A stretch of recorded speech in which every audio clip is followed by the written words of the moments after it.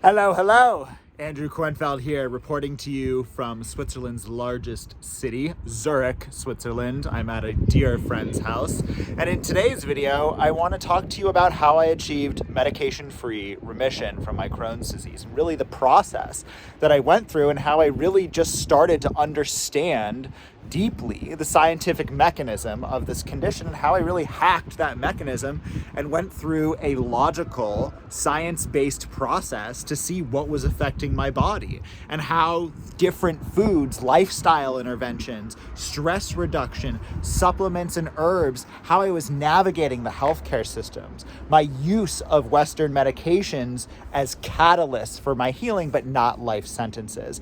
And listen, I hope that this video might help you if you're suffering from inflammatory bowel disease, whether it's Crohn's disease or ulcerative colitis or microscopic colitis or indeterminate colitis. I hope that you'll be able to get into remission and regain your health and travel to beautiful locations. We were just in the Swiss Alps, which unfortunately you cannot see behind me, but they are behind those clouds right there. And I was just hiking in the Swiss Alps, really thinking about how I didn't used to be able to do these things because I was too fatigued and too tired and too sick. And that really changed when I understood what was going on. So let me just give you a little bit of background. I first developed my first symptom of Crohn's disease probably when I was 14 or 15 years old, quite a long time ago in 2006. And I had just gotten back from a wilderness excursion. I was an active young teenager. I was pretty normal. I was going through my own things and stuff like that. I had some family issues like we all do, but really out of nowhere, I started to have extraordinary amounts of diarrhea. And it was to the point that I believed at my young age that I had Giardia, that I had some sort of bacterial infection. And I actually requested from my doctor at the time, from my GI doctor at the time, to treat me with antibiotics. And they totally believed me, even though the Giardia test was coming back negative. So I was pumped full of antibiotics, which I have to say was my own doing, but then things just got worse. Things continued to get much, much, much worse. And, it wasn't just diarrhea. It started to be blood. It started to be mucus in the stool.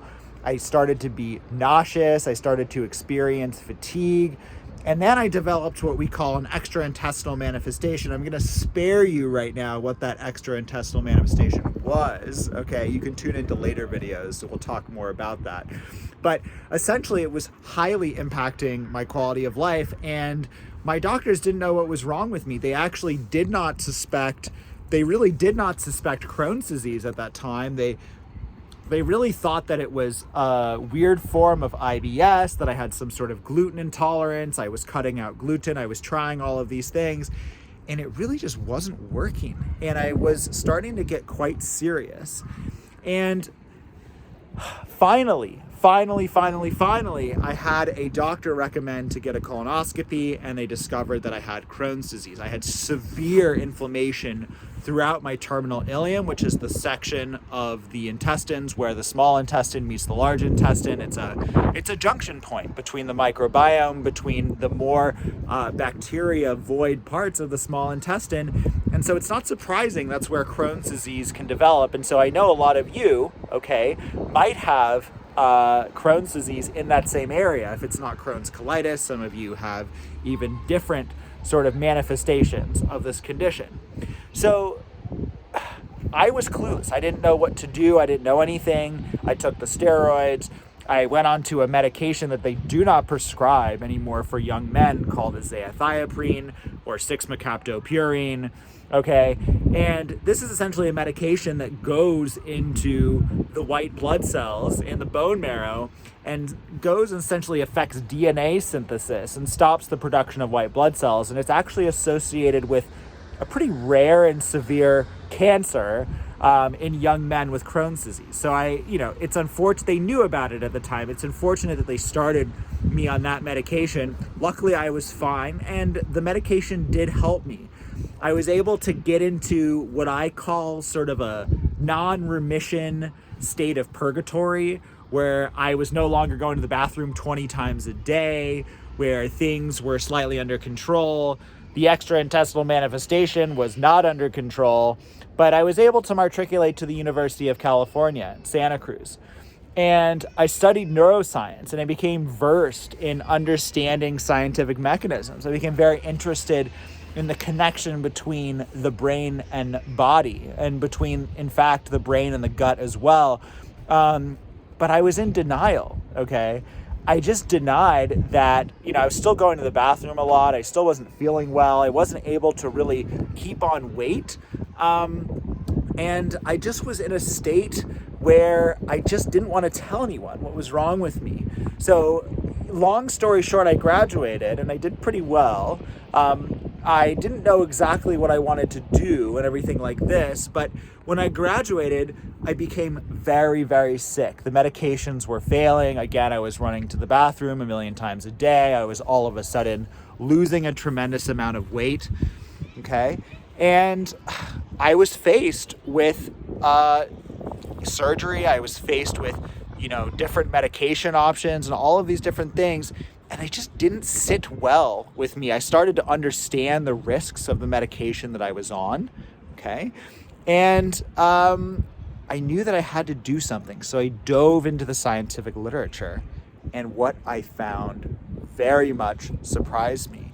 I learned that inflammatory bowel disease was not even really considered an autoimmune condition. It was considered an autoinflammatory condition. And this was almost 9 years ago that I was doing this research. And this is just in the beginning. I learned that it was a lifestyle-based condition, that diet and nutrition and stress and all of these different factors actually affect this condition. I learned that really this is a condition of the microbiome and of the structural integrity of the gut. And essentially what's happening, okay, is in the small intestine and or in the large intestine, both Crohn's disease and ulcerative colitis, even indeterminate colitis and microscopic colitis, is what we're seeing essentially is a breakdown of the intestinal permeability of the barrier, that these tight junctions between colonocytes, between small intestinal enterocytes, these are the cells that line the gut, we're seeing a leakage of food particles and bacteria across that membrane into an area we call the lamina propria.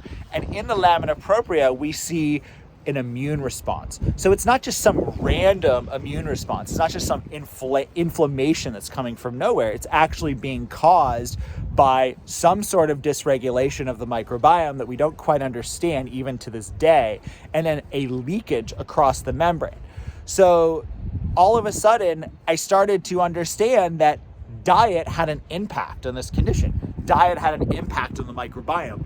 Diet, lifestyle, all of these different factors, even specific supplements and herbs, in addition to the medications, had an influence on the structural integrity of these cells that were lining the gut.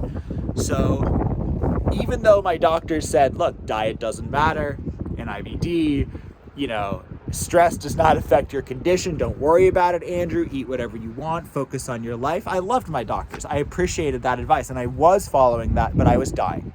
And things were getting extremely dire. And when you're faced with that, you start to sort of think differently. I'm a very science-based person, guys.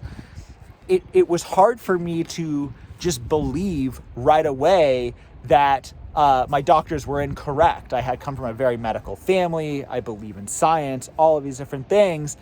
But then I decided to change what I was eating, and immediately I cut out all of these different foods. I went on some strict elimination diet, and things actually got worse right away. But then I regrouped.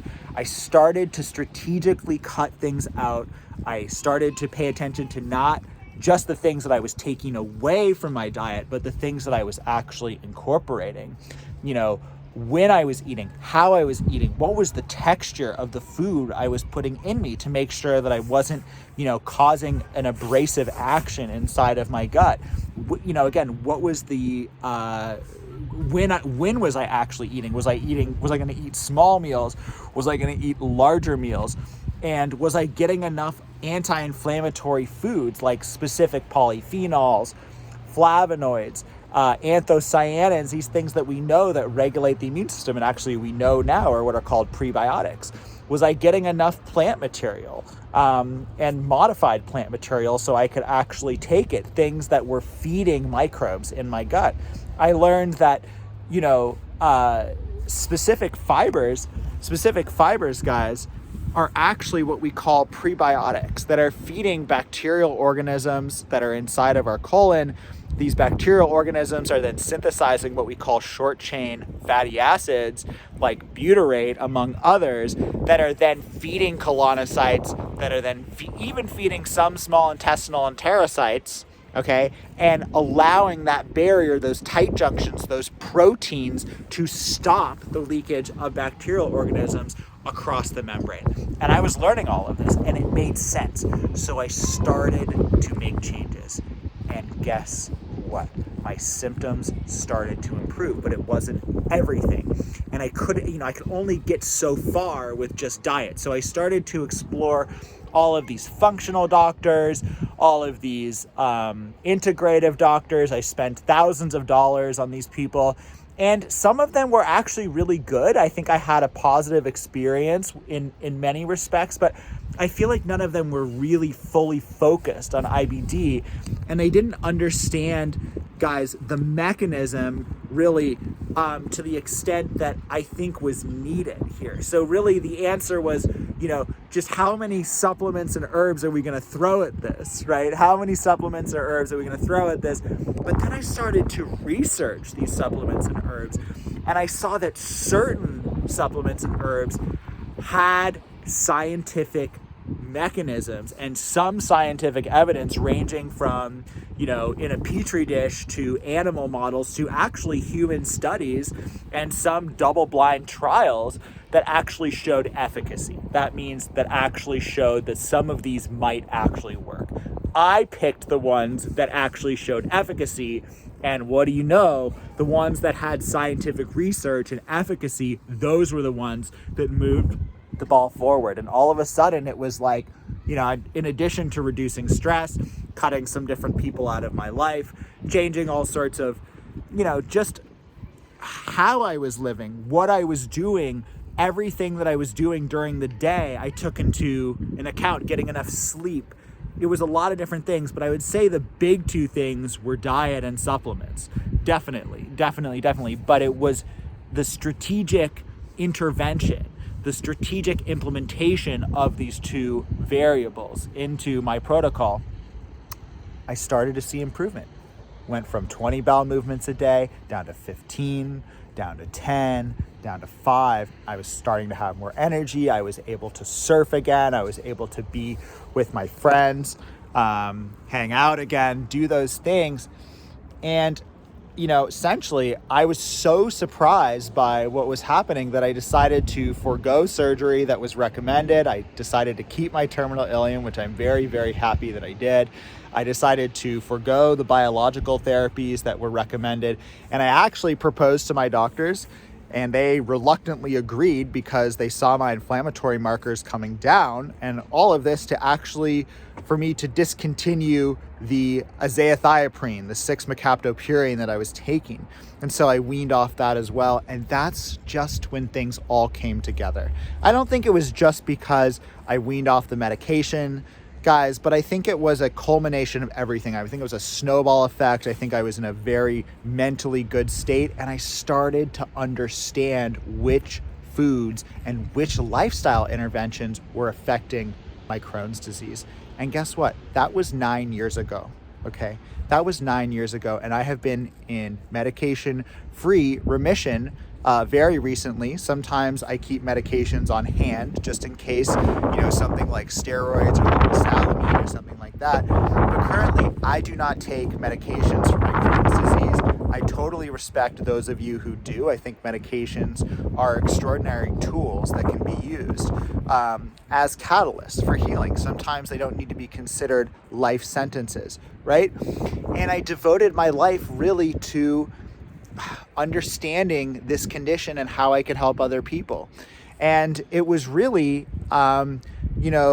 me going on a journey to apply to medical school, get into medical school, figure that I wasn't going to be able to have the impact on the healthcare system that I wanted to. And that's when we started IBD Coach. And listen, I want to tell you more about IBD Coach in my next video coming up, but I'll tell you that this has been a revolutionary program. We started it in 2019, and we've worked with many, many people, individuals with inflammatory bowel disease, and helped them to create this environment, help them to find their pattern of interventions, just like I did. And does remission mean perfection? Does it mean this like perfect state where every day is an amazing day with nothing you have to do? No, it does not mean that. It just means that you are able to understand your body. You're able to understand your Crohn's disease or your ulcerative colitis or your indeterminate colitis or your microscopic colitis. That you're able to understand which patterns of food, which patterns of supplements and herbs, how to work with your mainstream doctors, how to communicate with them, making sure that they are listening to you, understanding how to work with your integrative doctors and functional doctors and navigate all of the different aspects of healthcare that we have, and to then be able to make decisions every day and listen to your body. Okay, remission is a way of life, guys. It's not a destination. It's not some place that you just arrive, okay? And that's really important for you guys to understand. So listen, I'm gonna wrap this up here, but I have quite a few spaces right now, the beginning of January, on my calendar, and I would love to speak with you. You can click the link below, apply to speak with me, and if you are accepted for an admissions call, we will go through your entire story with IBD. I want to get to know you. I want to explain more of what we do with IBD Coach, why we are having such profound results. We're going to be at the Crohn's and Colitis Congress very, very soon, meeting lots of GI doctors, exploring what we do. And I just want to say, real briefly, this program has been embraced by the GI doctors that I've spoken with every single time. They're either sort of positive about it or just over the top positive about what we are doing in this program, because we are science-based and because we are rational and taking a multi-dimensional approach that incorporates both conventional interventions with an understanding of the scientific mechanism of this condition and helping you to develop a lifestyle protocol for the rest of your life. So listen, click the link below. Let's have a discussion. I will not give you an offer to be in IBD Coach in our program unless I am absolutely sure that we can help you, okay? So not everyone gets an offer, but it's worth exploring, and I'd love to speak with you personally. So again, I'm signing off from Zurich, Switzerland. I'm wishing you all an incredible 2023. I'm sending you amazing love and amazing healing, and I would look forward to speaking with you. And tune into this channel. I'm going to be releasing a lot of different videos. I have so many different topics we're going to be speaking about in the world of IBD, in the world of gut health, in the world of neuroscience, all of these different aspects. So tune in, and I will see you next time.